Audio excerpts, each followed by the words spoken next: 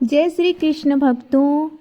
एक बार देवी लक्ष्मी ने भगवान विष्णु से पूछा, प्रभु आप तो अनादि हैं, अनंत हैं, किंतु फिर भी आप पृथ्वी पर इतने सारे व्रत और पर्व क्यों स्थापित करते हैं।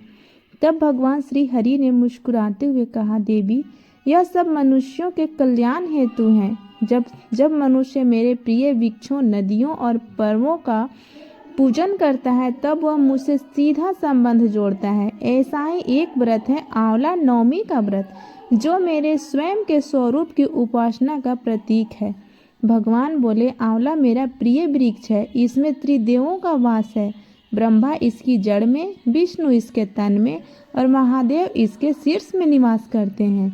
इस वृक्ष की छाया में जो भी साधक श्रद्धा से पूजन करता है वह जीवन के सभी दोषों से मुक्त होकर पुण्य लोक को प्राप्त करता है। इसके पीछे एक रहस्य छुपा है और अद्भुत कथा भी कही जाती है। तो भक्तों, आइए जानते हैं कि आंवला नवमी क्यों मनाई जाती है और इससे जुड़ी कथाओं का श्रवण भी करेंगे। आपसे निवेदन है कि आप वीडियो को अंत तक अवश्य सुने और श्री हरि विष्णु की कृपा के साक्षी बने। जय श्री हरि विष्णु, जय माँ लक्ष्मी। दीपावली के बाद जब घरों की दीवारों से अब भी हल्की हल्की दीपक की लौ चमक रही होती है, जब वातावरण में सुगंधित धूप, गोमय से सने आंगन और तुलसी चौरे की लौ मिलकर एक दिव्यता रचते हैं, तभी आता है एक ऐसा पर्व जो केवल धर्म नहीं बल्कि प्रकृति भक्ति का संदेश देता है। आंवला नवमी, जिसे अक्षय नवमी भी कहा जाता है। इस दिन कार्तिक मास के शुक्ल पक्ष की नवमी तिथि होती है और यह तिथि भगवान विष्णु की विशेष पूजा के लिए अत्यंत शुभ मानी जाती है। कहा गया है कि दिवाली के 8 दिन बाद जो व्यक्ति आंवले के वृक्ष की पूजा करता है उसे अक्षय पुण्य प्राप्त होता है, जो कभी नष्ट नहीं होता है। यही कारण है कि इसे अक्षय नवमी कहा जाता है। इस वर्ष 2025 में आंवला नवमी का शुभ मुहूर्त 31 अक्टूबर 2025 को है। पंचांग के अनुसार नवमी की तिथि 30 अक्टूबर को सुबह 10:06 से आरंभ होकर 31 अक्टूबर को 10:03 पर समाप्त होगी। पूजा का श्रेष्ठ समय पूर्वाह्न सुबह 6:32 से 10:03 तक रहेगा। इस अवधि में जो भी भक्त पूजन करेंगे उन्हें सौभाग्य, आरोग्य और श्री हरि की कृपा प्राप्त होती है। इस दिन महिलाएं विशेष रूप से आंवले के वृक्ष के नीचे बैठकर संतान सुख, आरोग्य, धन, समृद्धि और पारिवारिक शांति के लिए पूजा करती हैं। कहा गया है, जहाँ आंवला वहाँ विष्णु का वास। कार्तिक मास में श्री हरि का निवास आंवले वृक्ष में होता है, जो कार्तिक पूर्णिमा तक बना रहता है। इसलिए इस पूरे मास में आंवला वृक्ष की पूजा को महापुण्यकारी कहा गया है। कहा जाता है कि दिवाली के बाद जब समस्त दिशाएं दीपों से प्रकाशित होती हैं तो पृथ्वी पर देवताओं का जागरण आरंभ होता है। देव उठनी एकादशी से 2 दिन पूर्व अर्थात आंवला नवमी पर भगवान विष्णु की उपासना और प्रकृति सेवा का संगम होता है। दिवाली के बाद यह दिन इसलिए भी महत्वपूर्ण है कि दीपावली का उद्देश्य अंधकार को दूर करना था और आंवला नवमी का उद्देश्य उस प्रकाश को अस्थायी बनाना है जो केवल दीपों में नहीं हृदयों में जलता रहे। धार्मिक ग्रंथों में कहा गया है कि आंवला वृक्ष केवल एक पेड़ नहीं बल्कि अमृत कलश है। इस दिन वृक्ष की शाखाओं से अमृत तुल्य ऊर्जा बूंदों के झरने का प्रतीकात्मक वर्णन मिलता है। प्राचीन मान्यता है कि इस दिन आंवले वृक्ष से अमृत की बूंदें टपकती है, इसलिए इसके नीचे बैठकर भोजन करना, दान पुण्य करना अथवा परिवार सहित भक्ति भाव से गीत गाना, यह सब आरोग्य, सुख, शांति और संतति वृद्धि देने वाला माना गया है। यही कारण है कि इस दिन वृक्ष के नीचे भोजन करने की परंपरा आज भी जीवंत है। आंवला नवमी के पीछे कई पौराणिक रहस्य छिपे हैं। कहा जाता है कि इस दिन द्वापर युग का प्रारंभ हुआ था। कुछ स्थानिक कथाओं के अनुसार भगवान विष्णु ने इस दिन कुष्मांड नामक राक्षस का वध किया था, इसलिए इसे कुष्मांड नवमी भी कहते हैं। कुष्मांड का अर्थ होता है कद्दू, अतः इस दिन कद्दू का दान भी अत्यंत शुभ माना जाता है। इस व्रत में आंवले का फल प्रसाद के रूप में महत्वपूर्ण भूमिका निभाते हैं। जो लोग व्रत रखते हैं, विष्णु जी की पूजा करते हैं और दान करते हैं, जिससे उनके सभी संकट दूर हो जाते हैं। इस दिन मथुरा वृंदावन की परिक्रमा का विशेष महत्व बताया गया है। कहा गया है कि जो भक्त कार्तिक शुक्ल नवमी के दिन वृंदावन या गोवर्धन की परिक्रमा करता है, वह सीधे वैष्णव लोक में स्थान पाता है, क्योंकि भगवान कृष्ण ने कंस वध से पूर्व तीनों वनों की परिक्रमा यही दिन की थी। यह दिन कृष्ण के लिए तपस्यात्मक था और भक्तों के लिए आराध्य है। आंवला वृक्ष की वैज्ञानिक महत्ता भी अद्भुत है। आंवले में विटामिन सी का सर्वोच्च स्तर होता है, जो शरीर को रोगों से रक्षा देता है। आंवला के नीचे बैठकर भोजन करने से प्रकृति की शीतलता और उस वृक्ष की ऊर्जा मानव तन मन में प्रवाहित होती है। यह परंपरा केवल आध्यात्मिक नहीं बल्कि स्वास्थ्यवर्धक भी है। इस दिन भक्त प्रातःकाल स्नान करते हैं, श्वेत वस्त्र धारण करते हैं और आंवले के वृक्ष के नीचे दीपक जलाकर भगवान विष्णु का स्मरण करते हैं। वे कहते हैं, हे आंवले के रूप में स्थित श्री हरि, मुझ पर अपनी कृपा बनाए रखो। पूजा के बाद आंवले का फल प्रसाद रूप में ग्रहण किया जाता है। ब्राह्मणों को आमंत्रित कर उनके लिए आंवले के नीचे भोजन बनाकर दान करना सबसे उत्तम कर्म माना गया है। कहते हैं कि देवताओं ने भी इस दिन प्रकृति की आराधना की थी। जब समुद्र मंथन के समय अमृत निकला तो देवताओं ने आंवला वृक्ष को अमृत का प्रतीक माना और उसकी जड़ों में अमृत की बूंदें डाल दी। इसलिए कहा जाता है कि आंवले के वृक्ष में अमृत का वास्तविक वास है। जो भी भक्त इस दिन उसके नीचे बैठकर भोजन करता है, वह शारीरिक और आध्यात्मिक रूप से अमृत का रस प्राप्त करता है। इसी कारण से लोग कहते हैं, दिवाली से प्राप्त प्रकाश अस्थायी है और आंवला नवमी से प्राप्त पुण्य अक्षय है। दिवाली के दीपक बुझ जाते हैं, पर आंवले की हरियाली साल भर प्रकृति में प्राण भरती रहती है। भक्तों, कार्तिक मास के शुक्ल पक्ष की नवमी तिथि को आंवला नवमी या आंवला पूजन कहा जाता है। भक्तों को इस अवधि में स्नान करके आंवले के वृक्ष के पास बैठकर विधिवत पूजा और दान पुण्य करने का विशेष फल प्राप्त होगा। कार्तिक मास स्वयं भगवान विष्णु का प्रिय महीना है और इस दिन आंवले के वृक्ष की पूजा करके भगवान विष्णु और माता लक्ष्मी की कृपा प्राप्त होती है। कहते हैं कि इस दिन जो भक्त आंवले के पेड़ के नीचे बैठकर पूजा करता है या भोजन करता है, उसके समस्त पाप नष्ट हो जाते हैं और वह विष्णु लोक का एक अधिकारी बन जाता है। एक बार देवी लक्ष्मी ने भगवान विष्णु से विनम्रता पूर्वक पूछा, प्रभु, ऐसा कौन सा व्रत है जिससे स्त्रियों का अखंड सौभाग्य और परिवार को सुख समृद्धि प्राप्त हो? भगवान विष्णु मुस्कुराए और बोले, देवी, कार्तिक मास की शुक्ल नवमी को आंवला नवमी कहा जाता है। इस दिन आंवले की वृक्ष की पूजन करने से सहस्त्र गोदान, गंगा स्नान और यज्ञ का फल प्राप्त होता है। इस व्रत से पाप नष्ट होते हैं, सौभाग्य अस्थायी रहता है और घर में लक्ष्मी का वास होता है। भगवान विष्णु ने आगे कहा, देवी, आंवला वृक्ष में ब्रह्मा, विष्णु और महेश तीनों का निवास है। इनकी पूजा करने वाला भक्त त्रिलोक के देवताओं का पूजन करता है। यह सुनकर माता लक्ष्मी प्रसन्न हुई और बोली, प्रभु, यह व्रत तो सचमुच कल्याणकारी है। भक्तों, तभी से आंवला नवमी के दिन भगवान विष्णु और माता लक्ष्मी की पूजा का यह शुभ पर्व मनाया जाने लगा। इसके पीछे एक अद्भुत कथा भी कही जाती है। प्राचीन समय में एक नगर था जिसका नाम था कांतिपुर। वहाँ एक अत्यंत दयालु और धर्मपरायण राजा राज्य करता था, जिसका नाम विक्रमसेन था। उसकी रानी मालवती अत्यंत सुशील, भक्तिमती और धर्मनिष्ठ थी। दोनों हर एकादशी, पूर्णिमा और अमावस्या के व्रत करते थे। किंतु एक वर्ष ऐसा हुआ कि कार्तिक मास के दौरान रानी गंभीर रूप से बीमार हो गई। डॉक्टरों और वैद्यों ने बहुत उपचार किए, परंतु कोई लाभ नहीं हुआ। राजा अत्यंत दुखी हुए और उन्होंने भगवान विष्णु से प्रार्थना की, हे नारायण, यदि मेरे जीवन का कोई भी पुण्य शेष है तो मेरी रानी का दुख दूर कर दीजिए। उसी रात राजा को स्वप्न में भगवान विष्णु का दर्शन हुआ। उन्होंने कहा, राजन, तेरी रानी का रोग केवल औषधियों से नहीं मिटेगा। कार्तिक मास की शुक्ल नवमी को आंवला वृक्ष के नीचे मेरा पूजन कर और रानी को भी वहाँ बैठाकर भोजन कराना। उस वृक्ष के नीचे स्वयं मैं निवास करता हूँ। सुबह होते ही राजा नगर में घोषणा करवा दी, आज से सभी लोग कार्तिक नवमी को आंवले का पूजन करेंगे। नवमी के दिन पूरे नगरवासी आंवले के वृक्ष के नीचे एकत्र हुए।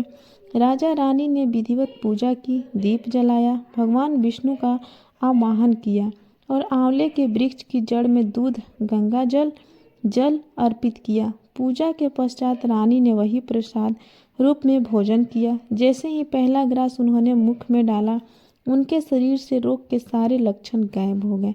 पूरे नगर में जय विष्णु, जय आंवला वृक्ष के नारे गूंज उठे।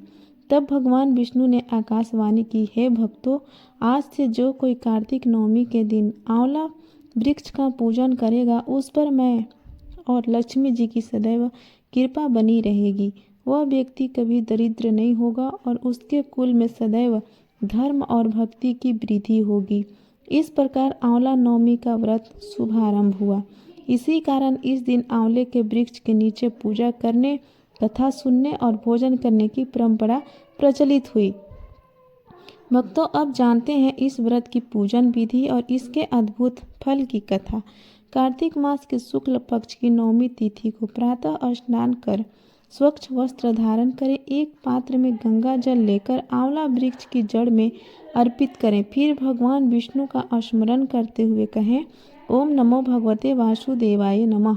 आंवला वृक्ष पर रोली, चावल, पुष्प, दूध, जल, दीप और धूप अर्पित करें। वृक्ष के चारों ओर 3 बार परिक्रमा करें। इसके पश्चात वहां बैठकर विष्णु सहस्त्र नाम का पाठ या विष्णु सहस्त्र का स्मरण करना अति फलदायी माना गया है। इस दिन ब्राह्मणों, कन्याओं और गरीबों को भोजन कराना भी अनिवार्य माना गया है। जो व्यक्ति स्वयं आंवला वृक्ष के नीचे बैठकर भोजन करता है, वह अनंत जन्मों का पुण्य प्राप्त करता है। कहा गया है, आंवले के नीचे भोजन करना तिरुपति के दर्शन करने के समान फलदायी है। एक अन्य पौराणिक कथा के अनुसार सतयुग में एक ब्राह्मण पत्नी थी जिसका नाम सुहासिनी था। वह अत्यंत धार्मिक, पतिव्रता और विष्णु भक्त थी। हर वर्ष कार्तिक मास में वह अपने पति के साथ आंवला वृक्ष की पूजा करती थी, किंतु एक बार उसके पति तीर्थ यात्रा पर चले गए और वह अकेली रह गई। उसने सोचा, क्या बिना पति के वह व्रत करूं या नहीं। तभी एक दिव्य आवाज आई, देवी, श्रद्धा से जो कार्य किया जाए उसमें भगवान स्वयं सहयोग देते हैं। सुहासिनी ने पूरी श्रद्धा से आंवला नवमी का व्रत किया। उसने वृक्ष की जड़ में दीप जलाया, फूल चढ़ाए और भगवान विष्णु का नाम जपते हुए वहीं भोजन किया। उसी समय भगवान विष्णु स्वयं वहां प्रकट हुए और बोले, देवी, तेरा यह व्रत मुझे अत्यंत प्रिय हुआ। आज से जो भी इस व्रत को करेगा उसे लक्ष्मी जी का आशीर्वाद सदैव प्राप्त होगा। उसके घर में कभी अन्न, धन या सौभाग्य की कमी नहीं रहेगी। आंवला नवमी का एक वैज्ञानिक पहलू भी अत्यंत रोचक है। आयुर्वेद के अनुसार आंवला फल में विटामिन सी प्रचुर मात्रा में पाया जाता है, जो रोग प्रतिरोधक शक्ति को बढ़ाता है। कार्तिक मास के दौरान इसका सेवन शरीर को शुद्ध करता है और पित्त दोष को संतुलित करता है। इसी कारण हमारे ऋषियों ने इस दिन आंवले का सेवन और पूजन दोनों अनिवार्य बताया है, ताकि शरीर और आत्मा दोनों की शुद्धि हो सके। इस दिन विवाहित महिलाएं आंवला वृक्ष के नीचे बैठकर सुहाग की दीर्घता के लिए सौभाग्यवती स्त्रियों को सुहाग वस्तुएं देती हैं और माता लक्ष्मी से प्रार्थना करती हैं, हे लक्ष्मी माता, जैसे आपने विष्णु जी का सानिध्य कभी नहीं छोड़ा, वैसे ही मेरे सुहाग की रक्षा सदा करें। भक्तों, इस दिन का एक और विशेष नाम अक्षय नवमी भी है, जिसका अर्थ है कभी न क्षय होने वाली पुण्यतिथि। इस दिन जो कोई दान, जप या पूजन करता है, उसका फल अनंत गुना होकर उसे प्राप्त होता है। कहा गया है, आंवला के तले जो करे नवमी पूजा प्राण नरक द्वार न पावे, विष्णु लोक में हो स्थान। अंततः जब सूर्य अस्त होता है और कार्तिक की ठंडी हवा में आंवले की पत्तियां हिलती हैं, तो ऐसा लगता है जैसे भगवान विष्णु स्वयं मुस्कुराते हुए आशीर्वाद दे रहे हैं। हे भक्तों, जिसने आज आंवला की पूजा की वह मेरे सानिध्य को प्राप्त करेगा। उसके घर लक्ष्मी का वास रहेगा और उसके कुल में कभी दरिद्रता नहीं आएगी। आंवला नवमी केवल एक व्रत नहीं बल्कि भगवान विष्णु की उपासना, स्वास्थ्य और समृद्धि का संगम है।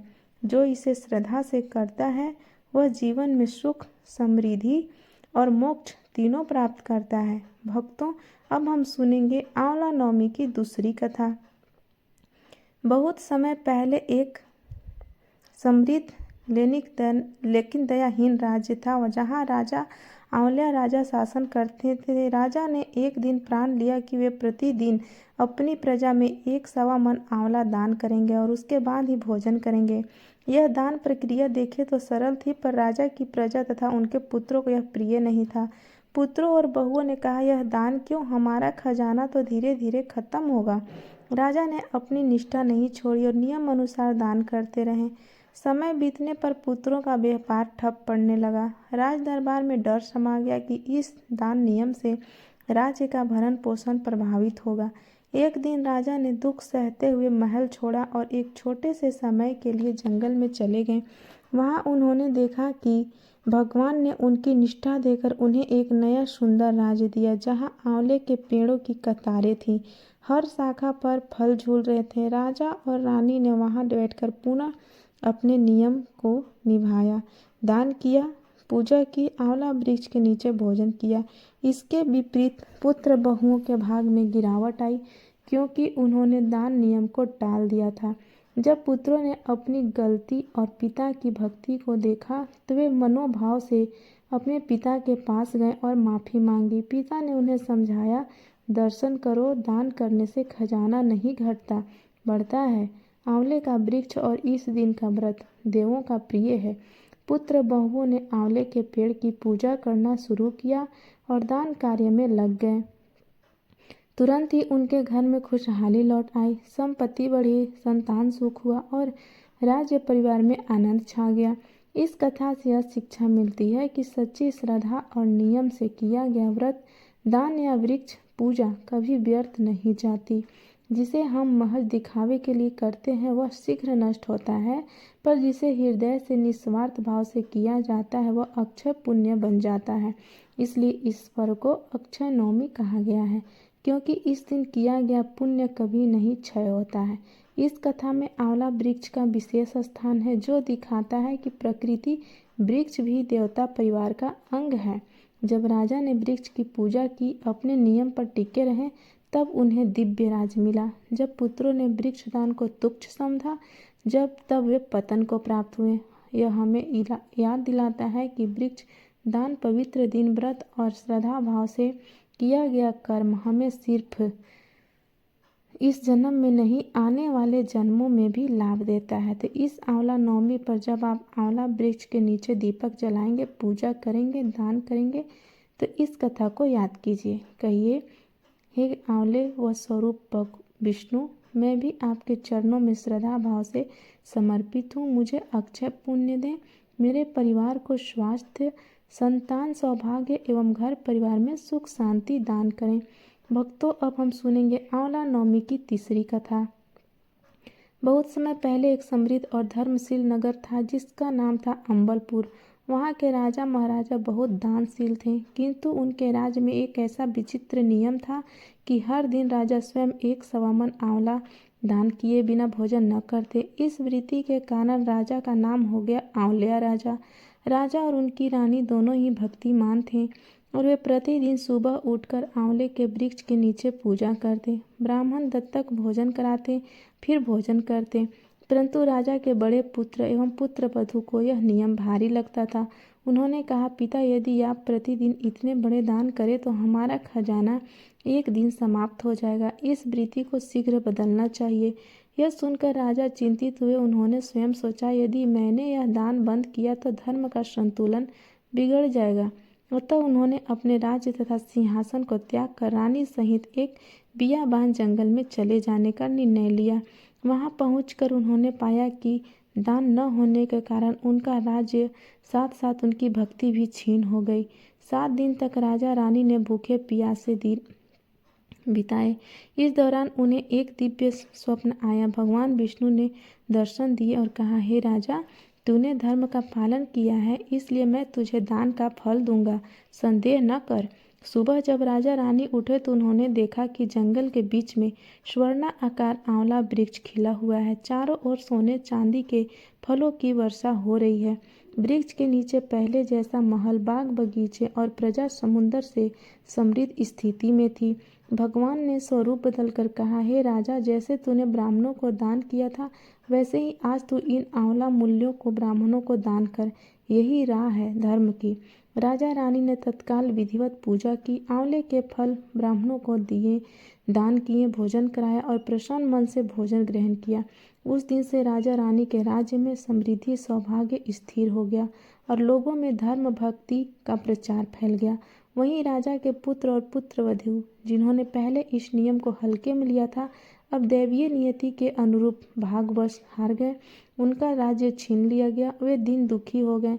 जब वे पिता के राजकाज की ओर शरण लेने आए तो राजा रानी ने उन्हें बिना नाम पता पहचाने काम दिया और धीरे धीरे बेटे बहू को अपनी गलती का बोध हुआ। एक दिन बहू ने अपनी सास की पीठ पर वही मस्सा देखा जो पहले राजा की पीठ पर था और वही अंततः पहचान हो गई। राजा ने उन्हें समझाया, दान से धन नहीं घटता बल्कि बढ़ता है। आंवले का दान, आंवला वृक्ष की पूजा और श्रद्धा का फल अक्षय है। उनके पश्चात पुत्र बहू ने मन से आंवला वृक्ष की पूजा, दान और व्रत की विधि अपनाई। इससे उनके जीवन में खुशहाली पुनः आई। यही से यह व्रत कथा लोक में प्रचलित हुई कि जो व्यक्ति कार्तिक शुक्ल नवमी के दिन आंवले वृक्ष की पूजा करता है, दान भोजन करता है, वह अक्षय पुण्य प्राप्त करता है। इस कथा से हमें स्पष्ट शिक्षा मिलती है कि श्रद्धा, भक्ति, व्रत और सेवा दान ही यही जीवन का सार है। दिखावा, आलस्य तथा संकोच इनका नाश करते हैं। उसी वृत्ति से आज यह पर्व आंवला नवमी या अक्षय नवमी के रूप में मनाया जाता है, ताकि हम याद रखें कि जो कर्म निष्ठा से किया गया है वह कभी क्षय नहीं होता। प्रेम से बोलिए जय श्री हरि, जय लक्ष्मी माता। ऐसे ही और भी रोचक और आध्यात्मिक वीडियो के लिए चैनल को सब्सक्राइब कर लें। दोस्तों, आपको ये कथा कैसी लगी कृपया कमेंट में ज़रूर बताएं। वीडियो पसंद आया हो तो लाइक करें और अपने दोस्तों के साथ शेयर करें। कमेंट बॉक्स में जय श्री हरि विष्णु, जय लक्ष्मी माता लिखना ना भूलें। फिर मिलते हैं एक और भक्तिपूर्ण वीडियो के साथ। धन्यवाद।